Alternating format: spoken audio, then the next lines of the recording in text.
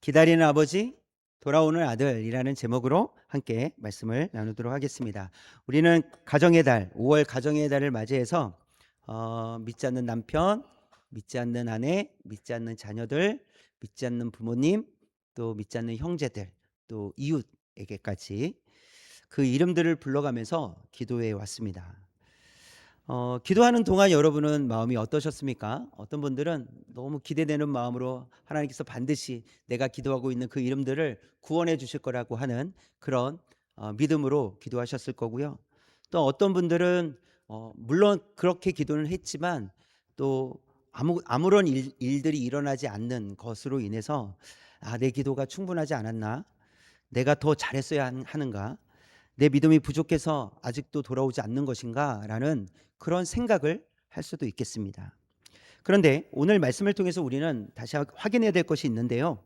하나님께로 돌아오는 일, 구원받는 일, 그것이 과연 우리가 할 수 있는 일인가? 라는 거예요. 우리가 열심히 기도하면 구원을 줄 수 있는 것이냐라는 것이죠. 그래서 하나님께로 돌아오는 일은 사실 우리가 만들어낼 수 있는, 우리가 할 수 있는 일이 아니다라는 것입니다. 오늘 말씀은 누가복음 15장에 나오는 새 비유 중에서 마지막 비유입니다. 그래서 새 비유는 이 누가복음 15장에서 새 비유는 잃어버린 양, 그리고 잃어버린 드라크마, 돈입니다. 돈. 그리고 세 번째는 잃어버린 아들에 관련된 비유입니다. 그래서 이 비유는 모두 같은 의미인데요. 잃어버렸다, 찾는다, 되찾는다, 이런 의미의 비유입니다. 그렇다면 이 비유를 듣는 청중은 누구였을까를 우리가 한번 보길 원하는데요. 누가복음 15장 1절 2절, 그러니까 누가복음이 시작되는 이제 맨 첫 부분에서 누가 청중인지가 나오는데요. 1절 2절 시작. 모든 세리와 죄인들이 말씀을 들으러 가까이 나아오니 바리새인과 서기관들이 수군거려 이르되 이 사람이 죄인을 영접하고 음식을 같이 먹는다 하더라. 예수님 주변에는 두 부류의 사람들이 있었습니다. 예수님께 조금 더 가까이 오는 세리와 죄인들이 있었고, 그리고 그것을 비판하는 바리새인과 서기관이 있었다라고 성경은 기록을 하고 있습니다. 예수님은 이 두 부류에게 모두 이야기를 하고 계세요. 근데 이 두 부류는 사실 다 잃어버린 자들이었어요. 그런데 잃어버린 자들이었는데 한 부류는 그래도 예수님께 좀 더 가까이 오고 있고요. 한 부류는 그런 모습을 비판하고 있는 모습을 그려주고 있습니다. 그래서 죄인이라 취급받는 이들이 있었고, 세리와 죄인들이죠. 그리고 스스로 의롭다고 여기는 사람들이 있었습니다. 바리새인과 서기관들이죠. 그리고 오늘 본문 이 예수님께서 비유로 들어서 말씀하시는 이 오늘 본문에서도 죄인이라 취급받는 아들이 있었고, 스스로 의롭다고 여기는 아들이 있었어요. 그래서 이런 배경을 우리가 좀 기억했으면 좋겠어요. 누가 듣고 있는가? 죄인과 세리와 죄인들, 그리고 그들을 향해서 그 예수님과 그들이 함께 있는 것을 보고 수군거리는 바리새인과 서기관. 그러니까 사람들에게 죄인이라고 여기는 사람들, 스스로 의롭게 여기는 사람. 그리고 이것이 오늘 본문 속에서 죄인으로 나오는 둘째 아들과 스스로 의롭다고 여기는 첫째 아들의 그런 모습들이 겹친다라는 것을 이해하시고 오늘 함께 말씀을 나누도록 하겠습니다. 첫 번째, 시작. 우리는 아버지 집으로 돌아와야 합니다. 둘째 아들이 아버지에게 재산을 요구하는 장면으로 이야기가 시작이 되거든요. 12절 시작. 그 둘째가 아버지에게 말하되 아버지여, 재산 중에서 내게 돌아올 분깃을 내게 주소서 하는지라. 아버지가 그 살림을 각각 나눠 주었더니, 둘째 아들이 이렇게 말하는 것은, 재산을 달라고 이야기하는 것은 당시 문화 속에서, 아버지가 아직 살아 있잖아요. 당시 문화 속에서 아버지 당신이 죽었으면 좋겠습니다, 이런 말과 똑같다라고 합니다. 이것은 하지 못할 말이라는 것이죠. 폐륜적인 말이고요. 불효 중에 불효죠. 그러니까 아버지가 아직 살아 계시는데, 그리고 아버지가 먼저 내가 너희들에게 재산을 분배하겠다라고 말하지 않았는데 아버지 재산을 주세요라고 하는 것은 매우 폐륜적인 말이었다라는 것입니다. 그래서 아들은 아버지를 사실상 죽은 사람 취급하고 떠난 것이죠. 그렇게 아버지에게서 상속금을 받아서 먼 나라로 이제 둘째 아들이 떠나게 됩니다. 거기서 어떻게 살았습니까? 성경에 보니까 허랑방탕하여 이렇게 돼 있어요. 허랑방탕. 그러니까 돈을 어떻게 쓴 거예요? 그냥 막 쓴 거예요. 막 쓴 거예요. 그리고 좋은 일에 쓴 것도 아니에요. 좋은 일에 쓴 것도 아니고 그냥 즐기는데, 노는데, 쾌락을 즐기는데, 그런데 돈을 썼다. 허랑방탕하여 탕진했다, 이렇게 성경은 기록을 하고 있습니다. 그래서 이 둘째 아들의 별명이 뭐예요? 탕자예요. 성경에 이런 단어가 안 나와요. 탕자라는 단어는. 이것은 우리가 쓰는 단어예요. 그래서 다 허랑방탕하여 탕진했기 때문에 탕자라는 별명이 붙여진 거예요. 그래서 저도 탕자라고 이야기를 할게요. 이 탕자가 그렇게 살다가 이제 돈도 다 떨어지고 이제 먹을 것도 없고, 그래서 스스로 돌이키는 장면이 나옵니다. 17절이에요. 시작. 이에 스스로 돌이켜 이르되 내 아버지에게는 양식이 풍족한 품꾼이 얼마나 많은가, 나는 여기서 주려 죽는구나. 아들은 아버지의 집으로 돌아가야지 살 수 있는 거예요. 아들이 아무리 아버지의 재산을 받아가지고 나왔지만 그 돈이 다 떨어졌을 때 어떻게 됐습니까? 먹을 것이 없고 거짓 신세로 누가 음식도 주지 않고 그렇게 굶어 죽을 수밖에 없는 상황이 되었다는 것이죠. 이것은 우리가 영적인 시각에서 보면 우리가 하나님을 떠나면 어떻게 된다는 거예요? 주려 죽는구나, 이렇게 된다는 거예요. 아버지를 떠나면 이렇게 된다라는 것을 보여주고 있습니다. 그래서 오늘 말씀은 우리를 향해서 무엇을 말씀하고 있는 것이냐면, 아들은 아버지의 집으로 돌아가야 된다는 거예요. 자녀들은 부모의 집으로 돌아가야 된다는 거예요. 영적인 자녀들은 영적인 부모이신 우리를 영적으로 살리신 하나님께로 돌아가야 된다는 것이죠. 그것을 말씀해 주고 있습니다. 자, 그런데 돌아와야 하는 사람이 이 탕자 둘째 아들 뿐이었을까? 아니라는 겁니다. 오늘 본문에서는 큰아들에 대한 이야기를 또 하고 있는데요. 후반부에서 큰아들에 대한 이야기를 합니다. 25절이에요. 25절 시작. 맏아들은 밭에 있다가 돌아와 집에 가까이 왔을 때 풍악과 춤추는 소리를 듣고, 큰아들은 부모님과 아버지와 함께 살고 있는 것이죠. 그리고 매일매일 밭에 나가서 일을 하고 있습니다. 그리고 오늘도 마찬가지로 일을 하고 돌아왔는데 집에서 어떤 소리가 들려요? 풍악과 춤추는 소리가 들리고 잔치 소리가 들리는 거예요. 그리고 알아봤더니 종이 이야기를 해줍니다. 동생이 돌아왔다고. 그래서 아버지가 잔치를 지금 송아지를 잡아서 잔치를 벌였다고 그렇게 이야기를 해 주었을 때 이 맏아들, 첫째 아들은 감정적으로 어땠을까요? 화가 나는 거예요.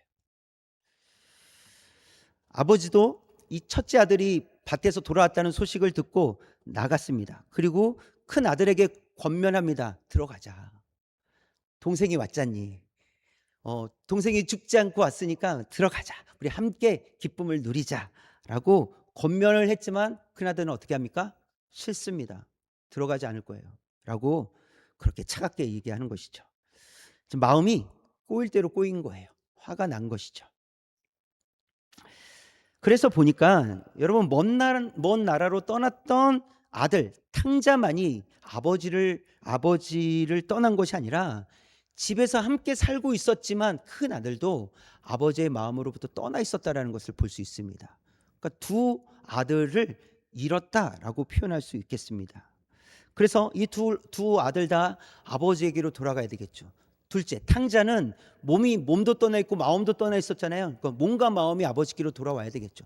첫째 아들은요, 몸은 있었지만 마음이 떠나 있었잖아요. 아버지의 말씀을 듣지 않잖아요. 그래서 아버지께로 돌아와야 된다는 것은 아버지께 순종하는 아들들이 되는 것이고, 아버지의 말씀에 귀를 기울이는 아들들이 되는 거예요. 아버지의 뜻을 따르는 아들들이 되는 거예요. 그러나 둘째 아들도 떠나버렸고요, 첫째 아들도 집에서 함께 살고 있지만 아버지의 말을 듣지 않습니다. 그러니까 둘 다 잃어버린 아들들이 되었던 것이죠. 그러나 아들들은 반드시 돌아와야만 한다는 것입니다. 그래서 두 번째, 시작. 그러나 우리는 스스로 돌아올 수 없습니다. 집 나간 탕자는요, 스스로 돌이켰다라고 아까 우리가 17절에서 읽었어요. 다시 한번 읽을 텐데요. 그렇다면 이 집 나간 탕자, 이 둘째 아들은 진정으로 회개했을까? 진짜 회개한 것일까를 우리가 생각해 볼 수 있습니다. 둘째 아들이 어떤 마음으로 돌아가겠다라고 했는지를 알 수 있는데요. 17절, 18절 같이 한번 읽을게요. 시작. 이에 스스로 돌이켜 이르되 내 아버지에게는 양식이 풍족한 품꾼이 얼마나 많은가? 나는 여기서 주려 죽는구나. 내가 일어나 아버지께 가서 이르기를 아버지, 내가 하늘과 아버지께 죄를 지었사오니 내 아버지에게는 양식이 풍족한 품꾼이 얼마나 많은가? 그 다음에 하는 이야기가 뭐였어요? 나는 여기서 주려 죽는구나. 나 여기서 죽겠구나. 아버지의 집으로 돌아가려고 하는 동기가 무엇이었어요? 굶어 죽을까 봐. 그러니까 아버지에게 내가 죄인이라는 것을 모르는 거예요. 여전히. 지금 왜 돌아가려고 한다고요? 굶어 죽을까 봐. 자기를 생각하는 거죠. 내가 굶어 죽을까 봐. 이것이 동기라는 것이죠. 그래서 이 둘째 아들은요, 집으로 돌아가면서 연습을 합니다. 19절이에요. 어떤 연습을 하는지. 19절 시작. 지금부터는 아버지의 아들이라 일컬음을 감당하지 못하겠나이다. 나를 품꾼의 하나로 보소서 하리라 하고 그렇게 내가 말해야지 라고 하는 거예요. 돌아가면서 뭘 연습했어요? 아버지, 나는 아버지 아들의 일컬음을 받지 못해요. 네, 부끄럽습니다. 저를 품꾼의 하나로 사용해 주옵소서. 이렇게 연습하면서 갔다는 거예요. 여러분, 이 탕자가 처음 보기에는 좀 겸손해 보입니다.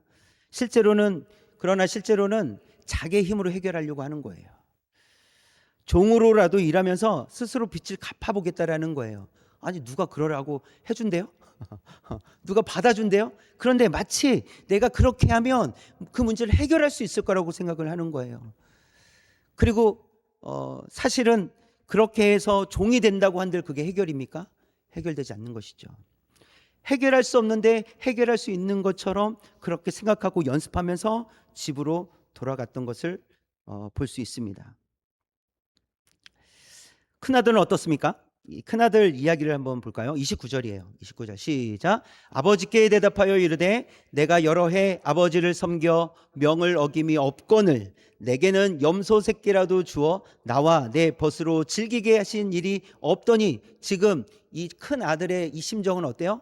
화가 났어요. 아버지한테 지금 좋은 말로 얘기하는 것이 아니에요.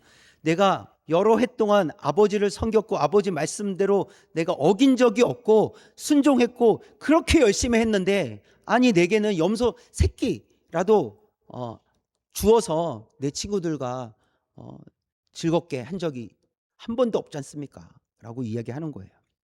화가 난 것이죠 지금. 그런데 지금 표현상 이렇게 얘기하죠. 내가 여러 해 아버지를 섬겼고 명을 어김이 없거늘. 그런데 지금 현재는 어때요? 명을 어기고 있죠.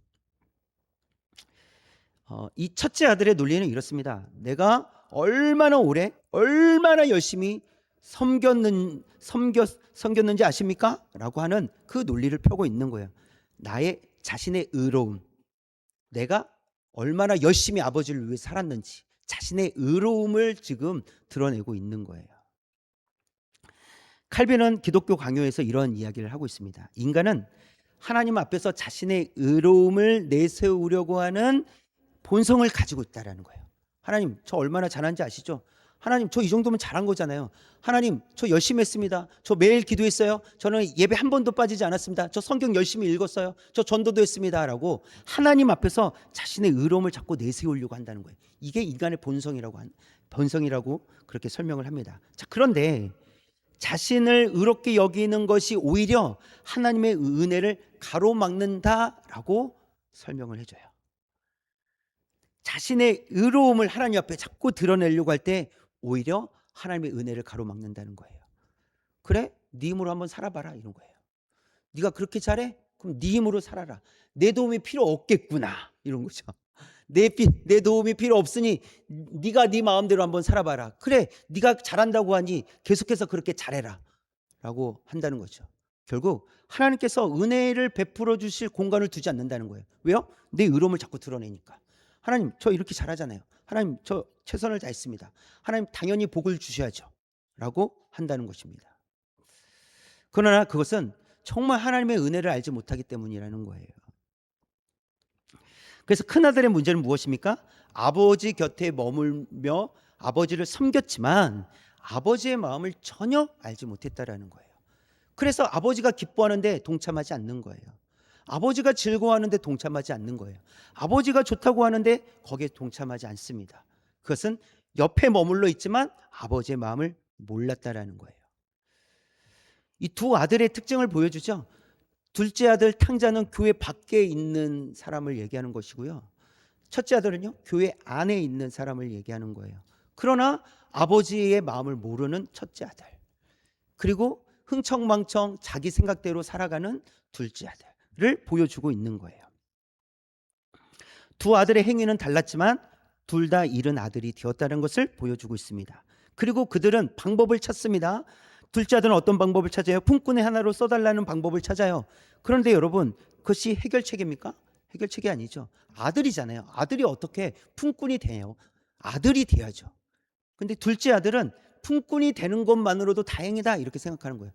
그것은 스스로 해결할 수 없다라는 거예요. 아버지가 그를 용서해주고 받아줘야만 해결이 되는 문제예요.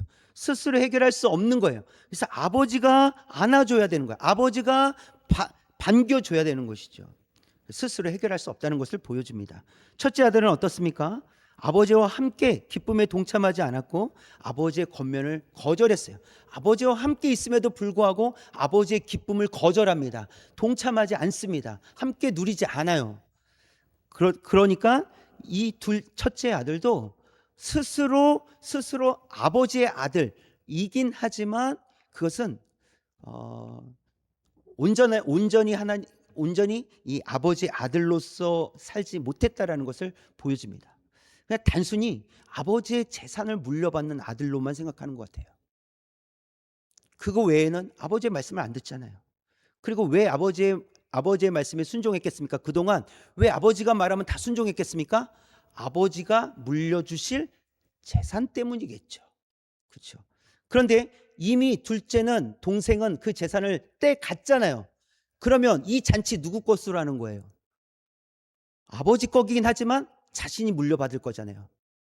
내 걸로 하는 거예요. 그러니까 자기의 의로움을 드러내는 것이죠. 그런 아들의 모습을 첫째가 보여주고 있습니다. 그래서 첫째 아들도 그렇고 둘째 아들도 그렇고 그들은 스스로 아버지와의 관계를 회복할 수 없다는 거예요. 그런 마음으로는.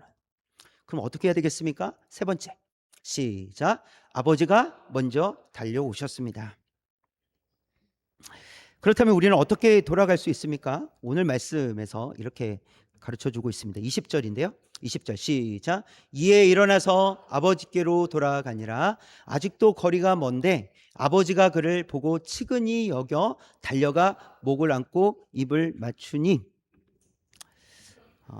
아직 아들이 저 멀리에서 보이긴 하나 들어온 건 아니에요. 마을 안으로 들어온 건 아니에요. 근데 저 멀리 있는 아들을 보고 아버지가 어떤 마음을 가졌다고요? 치근히 여기 저 죽일 놈이라고 안 하고 그렇게 안 하고 어떤 마음을 가졌다고요? 치근히 여겼다는 거예요. 아버지가 치근히 여겼기 때문에 아들로 받아들여지는 거예요.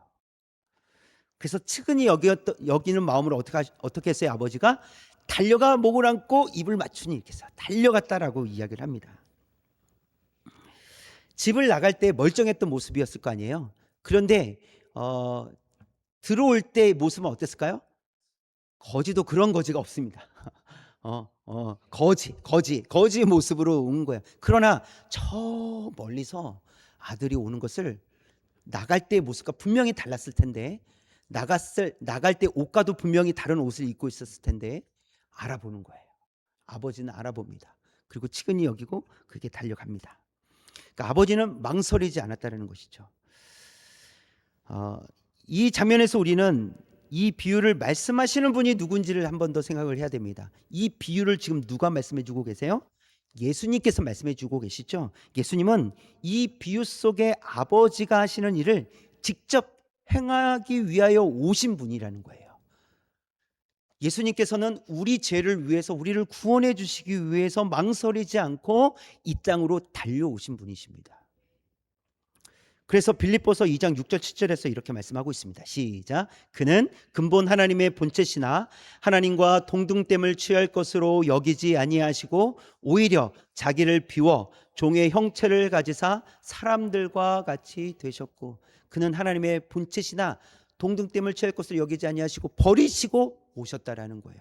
영광 받으셔야 될 분이 다 버리고 이 땅에 낮고 낮은 곳으로 오셨다라고 말씀해 주고 있습니다. 둘째 아들은 아버지께로 향하여 가고 있었지만 그보다 더 먼저 아버지가 달려오고 있었다는 것을 보여줍니다. 이것이 복음입니다. 아버지께서 먼저 달려왔다라는 거예요. 그래서 로마서 5장 8절에서 이렇게 말씀하세요. 시작.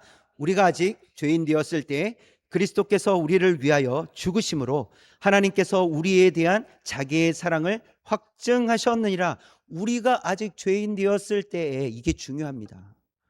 아버지께서 우리에게 오신 거예요. 우리가 아직 죄인이었음에도 불구하고 우리를 사랑하셨다, 이렇게 말씀하시는 거예요. 우리가 돌아오기도 전에, 우리가 준비되기도 전에, 우리가 죄인인 것을 충분히 반성하기도 전에 아버지께서 우리에게 달려오셨다, 우리를 사랑해 주셨다, 이렇게 말씀하시는 거예요.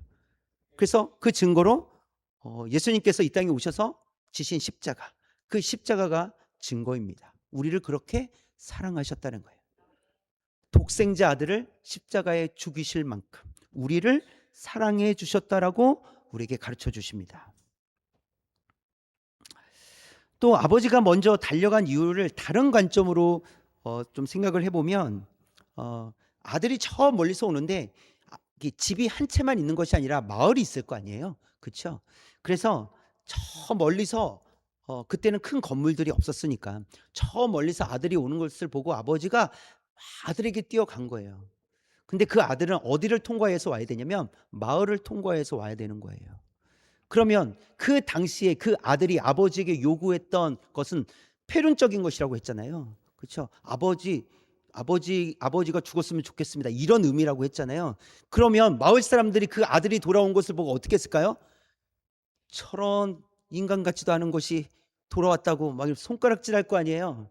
그래서 아버지가 그 아들이 수치를 당하고 조롱을 당할까봐 미리 뛰어가서 그 아들을 안고 그 마을을 지나쳐서 집으로 돌아왔다라는 것으로 또 그렇게 설명하는 경우가 있습니다. 그것은 아버지의 마음이죠. 아버지는 그 아들을 치근히 여겼고 불쌍히 여겼고, 그 아들 대신, 아버지가 대신 조롱을 받더라도 그 아들을 안아주었다라는 것입니다. 그렇게 하신 분이 누구십니까? 예수님이시라는 거예요. 예수님이 그렇게 하셨습니다. 우리가 당해야 될 수치와 정죄를 예수님께서 당하셨어요. 십자가에서 죽으셨습니다. 우리가 우리 죄로 인해서 우리가 죽어야 되는데 예수님께서 우리 죄를 대신해서 십자가에서 죽으셨다라는 거예요. 칼빈은 이렇게 얘기합니다. 하나님의 자비가 먼저 움직이셨고 그 움직임이 우리가 돌아올 수 있는 길을 만들어 주셨다는 거예요. 하나님의 자비, 먼저 하나님의 자비로 움직여 주셔서 우리는 스스로 돌아올 수 없는데 하나님 아버지께서 우리가 돌아올 수 있는 길을 만들어 주셨다는 거예요. 무엇을 해요? 하나님의 자비하심으로. 우리가 돌아올 수 있었던 것은 우리가 돌이켰기 때문이 아닙니다. 아버지가 먼저 움직이셨고 아버지가 달려오셨기 때문에 그렇습니다. 우리가 아직 죄인 되었을 때 우리를 안아주셨기 때문에 그래요. 우리가 아직 깨닫지도 못했는데 우리를 사랑해 주셔서 그렇습니다. 우리가 할 수 있는 것이 아니라 아버지께서 우리를 안아주실 때, 우리에게 달려오셔서 우리를 치근히 여겨주실 때 우리가 회복될 줄 믿습니다. 그래서 마지막 네 번째, 시작. 복음을 믿는 사람은 아버지의 잔치 안으로 걸어 들어가게 됩니다. 이 사랑을 아는 사람, 그 사람이 잔치 안으로 들어가게 될 줄 믿습니다. 아버지는 돌아온 아들에게요, 옷과 가락지와 신을 입혀주고 신겨주었습니다. 그리고 잔치를 베푸는데요. 22절에서 24절 한번 읽어보도록 하겠습니다. 시작. 아버지는 종들에게 이르되 제일 좋은 옷을 내어다가 입히고 손에 가락지를 끼우고 발에 신을 신기라. 그리고 살찐 송아지를 끌어다가 잡으라. 우리가 먹고 즐기자. 이 내 아들은 죽었다가 다시 살아났으며 내가 잃었다가 다시 얻었노라 하니 그들이 즐거워하더라. 둘째 아들의 입장이 어땠었는지 생각해 보십시오. 무엇을 연습하면서 왔다고요? 나는 아버지 아들이라 칭함을 일컬음을 받지 못합니다. 부끄럽습니다. 품꾼의 하나로 여겨주십시오 라고 하면서 연습하면서 왔잖아요. 그래서 그래도 먹고 사는 것만으로도 다행이겠다. 아버지께서 정말 나를 품꾼으로 써주는 것만으로도 다행이겠다. 이런 생각을 했을 거 아니에요. 근데 아버지가 그 아들을 어떻게 합니까? 다시 아들 삼아 주셨다는 거예요. 지금 이 장면 22절, 21절에서 장면이 어떤 장면이냐면 아들이 이 둘째 탕자가 이야기하고 있었어요. 저는 아버지의 아들이라 일컬음을 감당하지 못하겠습니다. 부끄럽습니다. 하고 그 다음 대사가 뭐였어요? 그 다음 대사를 뭘 해야 돼요? 나를 품꾼의 하나로 써주십시오. 이 대사잖아요. 이 대사를 하려고 하는데 아버지가 뚝 끊습니다. 그리고 뭐라고 하냐면 아버지가 그 종들에게 여봐라. 좋은 옷과 가락지를 끼워주고 신을 신겨라. 이렇게 얘기하는 거예요. 아들의 말을 끝까지 듣지도 않습니다. 내가 너 받아들일 거야. 쓸데없는 소리 하지 마. 라고 그렇게 하는 것이죠. 좋은 옷으로 명예를 회복시켜 주었고요. 가락지를 통해서 건의와 신분을 회복시켜 주었습니다. 신을 신긴다는 것은 온전히 다 묻지도 따지지도 않는다 이런 의미예요. 너를 온전히 받아줄게 라는 의미로서 신을 신겨 준 것이었어요. 그 아들을 온전히 받아주었어요. 여러분 이것을 신학적으로 칭의라고 합니다. 칭의. 칭의는요 이 법정 용어예요. 법정 용어. 그래서 한번 읽어볼까요? 죄인이 시작. 죄인이 의인으로 선언되는 법적 행위. 죄인인데 분명히 죄인인데 이젠 더 이상 죄인이 아니라고 의인이라고 무죄라고 땅 두드리는 거예요. 이것을 칭의라고 합니다. 이젠 너는 죄인이 아니다. 의인이다 라고 하는 것인데 그 다음 그림을 보시면 칭의 의의 전가인데 이런 거예요. 우리의 죄가 예수 그리스도께로 전가되는 거예요. 그러니까 나의 죄인데 나의 죄가 예수님께로 가게 되는 것이죠. 그래서 우리의 죄를 예수님이 가지신 거예요. 자, 그런데 그럼 우리는 어떻게 의롭게 됩니까? 예수님의 의가 우리에게 전가되는 거예요. 우리는 스스로 의로워질 수 없는데 예수님의 의가 우리에게로 와서 우리를 의롭게 하신 거예요. 우리의 죄를 예수님께서 가져가시고 예수님의 의를 우리에게 주신 거예요. 그래서 우리는 의롭게 된 것이죠. 더 이상 죄인이 아니라고 땅 두드린 거예요. 더 이상 이젠 죄인이 아니다. 하나님의 자녀다라고 의롭게 되었다라고 말씀해 주십니다. 둘째 아들은 종이라도 되겠다고 연습했지만 아버지는 아들로 회복시켜 주었잖아요. 그렇죠? 이것이 복음이다라고 성경은 우리에게 가르쳐 주십니다. 사실 우리는 죄인이었어요. 우리는 스스로 하나님의 자녀가 될 수 없는 자들이었죠. 그러나 예수 그리스도로 말미암아 우리는 의인이 되었습니다. 다른 성경에서도 그것을 말씀해 주고 있는데요. 에베소서 1장 4절 시작. 곧 창세 전에 그리스도 안에서 우리를 택하사 우리를 언제 택하셨다고요? 창세 전에 택하셨다고요. 이미 자녀 삼아 주신 거예요. 이미 자녀 삼아 주셨어요. 그래서 우리를 자녀 삼아 주셨기 때문에 요한복음 6장 37절입니다. 시작. 아버지께서 내게 주시는 자는 다 내게로 올 것이요 내게 오는 자는 내가 결코 내쫓지 아니하리라. 아멘. 아버지께서 내게 주시는 다, 그러니까 하나님께서 창세 전에 택한 자들은 다 돌아오게 된다라는 것을 말씀해 주시는 거예요. 그리고 돌아왔을 때 내쫓지 않겠다라는 것이죠. 넌 누구니? 라고 하지 않으시겠다는 거예요.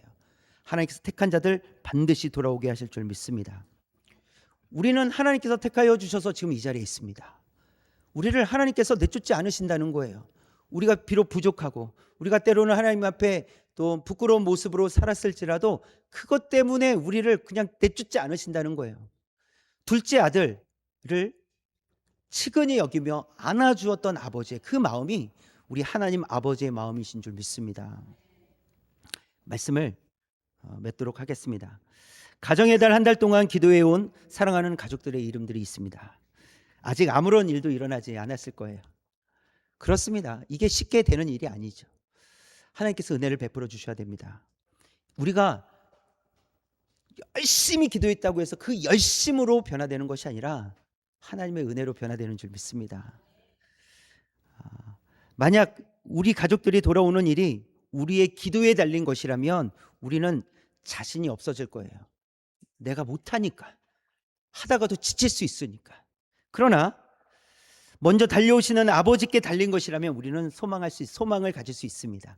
하나님께서 하십니다. 하나님께서 반드시 창세 전에 택한 자녀들을 돌아오게 하실 줄 믿습니다. 우리는 그래서 소망을 잃지 않게 되는 줄 믿습니다. 한 달 동안 붙들었던 사랑하는 이들의 이름들을 우리 하나님께, 하나님 손에 맡겨드릴 수 있기를 원합니다. 우리의 기도는 하나님을 움직이는 기도가 아니라 이미 움직이고 계시는 하나님을 신뢰하는 기도인 줄 믿습니다. 그러니까 안 해주실 것 같아가지고, 안 들어주실 것 같아가지고 우리가 하나님 제발 들어주셔야 됩니다 하고 하는, 그렇게 하나님을 움직이려고 하는 기도가 아니라 이미 하나님의 계획이 다 있는데 우리는 모르잖아요. 하나님의 계획이 있기 때문에 하나님께서 그 계획을 이루어 주실 것을 신뢰하며 기도하는 거예요. 하나님께서 반드시 그 계획을 이루실 줄 믿습니다. 하나님의 계획 안에 우리가 기도하고 있는 내용이 들어있을 줄 믿습니다. 그러니 우리가 하나님 제발요 제발요가 아니라 하나님께서 반드시 하나님의 뜻대로 이루어 가실 것을 믿습니다. 하나님을 신뢰하겠습니다. 이렇게 기도할 수 있는 저와 여러분이 되었으면 좋겠습니다. 그래서 반드시 빠른 시일 내에 우리가 둘째 아들이 돌아와 이 아버지가 잔치를 벌였던 것처럼 우리가 기도하고 있는 그 이름들이 하나님께로 돌아와 함께 잔치를 벌일 수 있는 그날이 속히 올 수 있기 원합니다. 그날을 위해서 쉬지 않고 기도하고 기도가 끊어지지 않도록 우리 기도하시는 우리 모든 성도님들 되시기를 주님의 이름으로 축원합니다.